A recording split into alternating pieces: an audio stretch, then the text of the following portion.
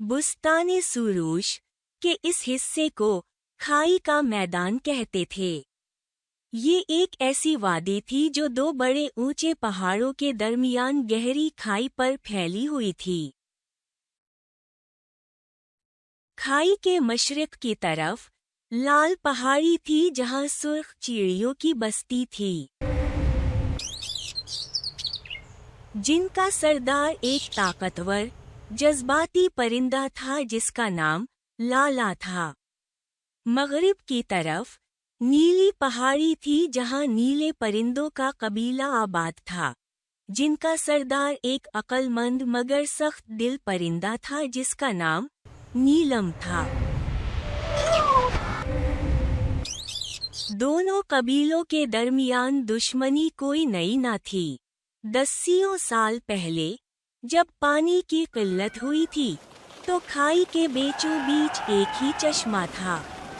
उस चश्मे पर कब्जे को लेकर लड़ाई हुई थी, जिसमें लाला के दादा का इंतकाल हो गया था। उस दिन के बाद से दोनों कबीले एक दूसरे से बात नहीं करते थे।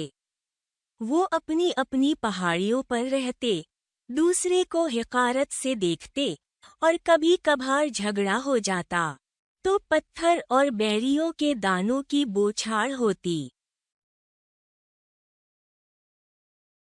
चांदनी, नन्ही सी सफेद चिड़िया, अपनी दोस्त अंधी बुलबुल सूर के साथ अक्सर इस वादी के किनारे परवास करती।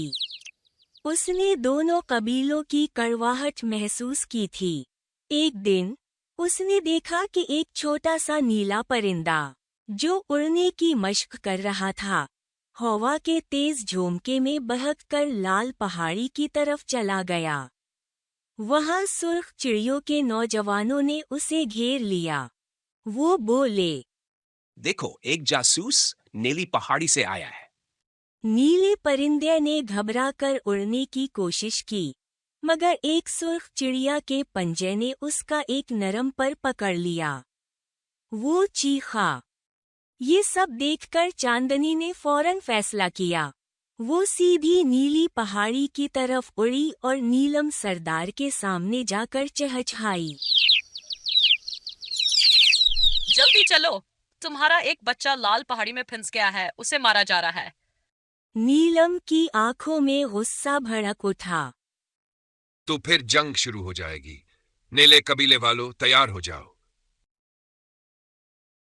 चांदनी ने उसके सामने उड़कर रास्ता रोका। नहीं, अगर तुम सब लश्कर लेकर जाओगे तो लड़ाई होगी और वो मासूम पहले ही मारा जाएगा। मुझे इजाजत दो, मैं अकेली जाऊं। नीलम ने तनस किया। तुम एक सफेद चिड़िया, तुम्हारे पास क्या ताकत है? चांदनी ने जवाब दिया, मेरे पास ताकत नहीं, अकल है। और कभी कभी एक छोटी सी चिड़िया वो कर दिखाती है जो बड़ी बड़ी फौजें नहीं कर पाते। ये कहकर वो पलटी और सीधी लाल पहाड़ी की तरफ उड़ी, जहां नौजवान नीला परिंदा रोता हुआ फंसा हुआ था। लाला सरदार सुर्ख परिंदा गुस्से से फड़फड़ा रहा था। चांदनी बगैर किसी खौफ के लाला के सामने उतरी और बोली, उसे छोड़ दो, ये सिर्फ एक बच्चा है, जासूस नहीं। लाला ने गौराते हुए कहा, तुम कौन हो जो हमें हुक्म देती हो? ये हमारे इलाके में आया है, उसकी सजा मौत है। चांदनी ने अपनी नरम आवाज में कहा, अगर तुम इसे मार दोगे तो नीली पहाड़ी वाले तुम्हारे किसी बच्चे को मार देंगे, फिर तुम उनके किसी बच्चे को मार दोगे। ये सिलसिला कब तक चलेगा? क्या तुम अपने बच्चों को एक ऐसी दुनिया में छोड़ना चाहते हो जहां हर लम्हा खौफ हो? लाला कुछ देर के लिए खामोश हो गया। चांदनी ने मौका पाकर कहा, मैं एक तजवीज लाई हूं। उस चश्मे के पास जिस पर तुम्हारी दुश्मनी है, मुझे दोनों कबीलों के सरदारों से मिलने दें। सिर्फ तुम दो, कोई फौज नहीं, कोई हथियार नहीं। लाला ने हैरत से पूछा। क्यों? चांदनी ने पुरस्कार अंदाज में जवाब दिया, ताकि मैं तुम्हें कुछ दिखा सकूं। लाला ने शर्त रखी। मगर अगर ये कोई चाल है तो हम तुम्हें भी नहीं छोड़ेंगे। चांदनी ने हामी भर ली। वो नीली पहाड़ी वापस गई और नीलम को भी मनाने में कामयाब हो गई कि वो अकेला चश्मे पर आए। दोनों सरदार अपनी अपनी पहाड़ियों से चश्मे के दो मुखालिफ किनारों पर उतरे। दोनों के चेहरे पर शक, गुस्सा और फख्र था। वो एक दूसरे को देखते ही गरजने लगे। लाला चीखा। तुम्हारे कबीले के चोर ने हमारी सरहद तोड़ी। नीलम ने जवाब दिया। तुम्हारी सरहद? ये चश्मा तो हमेशा से हमारे बुजुर्गों का था। चांदनी ने उनके दरमियान उड़कर उनकी तवज्जो अपनी तरफ खींची। खामोश रहो और देखो। खामोश रहो और देखो। ये कहकर वो नीचे उतरी और अपनी चोंच से चश्मे के किनारे की मिट्टी हटाने लगी। दोनों सरदार हैरत से देखते रहे। थोड़ी देर की मेहनत के बाद चांदनी ने मिट्टी हटाकर एक चमकदार, साफ पत्थर का टुकड़ा बाहर निकाला। उस पर कदीम जबान में कुछ लिखा हुआ था। चांदनी ने कहा, ये पढ़ो। दोनों सरदार, जो अपने अपने कबीले की तारीख जानते थे, करीब आए। पत्थर पर लिखा था, हम लालू और नेलो भाई थे। हमने ये चश्मा मिलकर खोदा था। हमारी औलादों को याद रखना चाहिए कि पानी बांटने से बढ़ता है, लड़ने से सूख जाता है। ये वो लम्हा था जब दोनों सरदारों के चेहरे का रंग उड़ गया। ये पत्थर उनके बुजुर्गों का था। उन्हें मालूम हुआ कि जिस चश्मे को लेकर वो दुश्मन बने बैठे हैं, दरअसल उनके ही बुजुर्गों ने मिलकर बनाया था। वो भाई थे, दुश्मन नहीं। लाला की आवाज गदाज हो गई। मेरे दादा ने कभी ये बात नहीं बताई। उन्होंने सिर्फ ये कहा कि नेले कबीले वालों ने धोखे से हमारा चश्मा छीन लिया। नीलम ने सर झुकाकर कहा, हमारे बुजुर्गों ने भी यही कहा कि सरख कबीला लालची है और हमारा हक मारना चाहता है। चांदनी ने नरमी से कहा, देखा आपने, दुश्मनी कभी सच्ची नहीं होती। वो तो बस एक कहानी होती है जो हम अपने दिलों में बार बार दोहराते हैं, यहाँ तक कि वो सच लगने लगती है। असल दुश्मनी आपस में नहीं, बल्कि उस कहानी में है जो आपको जुदा करती है। अब दोनों सरदारों का गुस्सा पिघल चुका था। शर्म और पछतावे के एहसास ने उन्हें घेर लिया। नीलम ने पहले कदम बढ़ाया। हम मुआफी चाहते हैं। हमारे बच्चे को छोड़ दो। लाला ने भी अपने पर झुका लिए। और हम भी मुआफी मांगते हैं। हमारे नौजवानों ने तुम्हारे बच्चे को तकलीफ दी।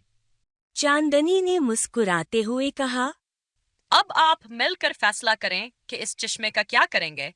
दोनों सरदारों ने पहली बार एक दूसरे की आंखों में देखा। लाला ने कहा, हम इसे मिलकर संभालेंगे। हम एक नाली बनाकर पानी को दोनों पहाड़ियों तक बराबर तकसीम कर देंगे। नीलम ने इत्तिफाक किया। और हम मिलकर इस चश्मे के गिर्द एक बाग लगाएंगे जो दोनों कबीलों के बच्चों के खेलने की जगह होगी। ये फैसला सुनकर चांदनी का दिल खुशी से भर गया। उसने उड़कर उस नीले बच्चे को रहा करवाया, जो अपने बाप नीलम के पास दौड़ा गया। दोनों कबीलों के लोग, जो दूर से ये मंजर देख रहे थे, करीब आए। पहले खामोशी थी, फिर एक नीले परिंदे ने हल्की सी चहचहाहट की। एक सुर्ख चिड़िया ने जवाब दिया, और फिर देखते ही देखते दोनों पहाड़ियों की आवाजें एक होकर एक मीठी सुर में गूंजने लगें। चांदनी ने मौका देखकर एक और तजवीज रखी।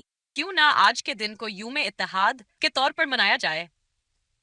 हर साल आज के दिन दोनों कबीले यहाँ चश्मे के पास जमा हों, एक दूसरे के साथ खाएं पिएं और अपने बच्चों को वो कहानी सुनाएं जो आज हुई है, ना कि वो कहानी जो दसियों साल से सुनते आए हैं। दोनों सरदारों ने खुशी से हामी भर ली। उन्होंने चांदनी को अपना सफीर और सुलह का निशान करार दिया। कहानी यहीं खत्म नहीं होती। चांदनी की इस कामयाबी की खबर पूरे बुस्तान सुरूश में आग की तरह फैल गई। दूसरे जानवर, जो छोटी छोटी बातों पर आपस में लड़ते थे, चांदनी के पास आने लगे। वो कभी दो खरगोशों के दरमियान झगड़ा सुलझाती, जो गाजर के एक टुकड़े को लेकर लड़ रहे थे।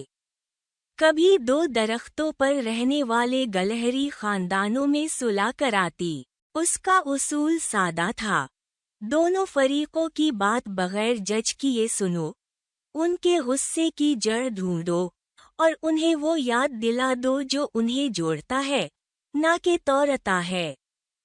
एक दिन शाहीन ने उसे बुलंद आवाज में कहा, चांदनी, तुमने वो कर दिखाया जो मेरी ताकत और बुलबुल की आवाज ना कर सकी।